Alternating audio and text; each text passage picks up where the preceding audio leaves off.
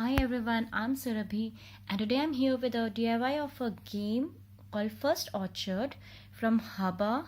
So I got to know about this game through internet. It's a cooperative game for 3 to 6 years old. So cooperative means that when my two kids are playing, they're not competing with each other. They'll be working together to achieve one goal. Okay, so I'll explain you the logic of this game.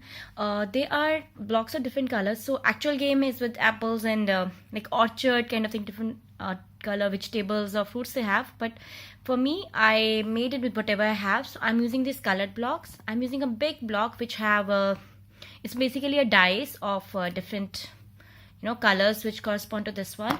And here is my ladder for my bear.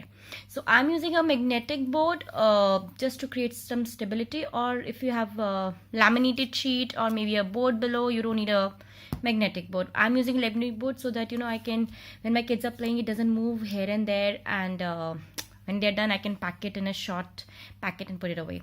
So how do we do it? Let's start the game. So if I have this one die, so both the girls are playing on together, okay, so there's no competition. I get a bear. So if I get a bear, my bear will move first step. So this is the enemy. So basically, if I get a yellow, one yellow block will come here. So all the blocks should come here before my bear reaches the top. It makes sense? Okay, I'll show you once again. I get a red, so I get a red block here. So still my both girls will be playing. So if my first girl played yellow, second girl put red, and then another one girl did, oh, she got a bear, so she has to move a bear up. I'll not be playing, I'll be just supervising and watching. Then they both have to work together to try to get all the colors, and then finally all the blocks should come to this area. So this all have to come to this area before my bear reaches the top. So if they can do it, they win the game. If they don't do it, the bear wins the game.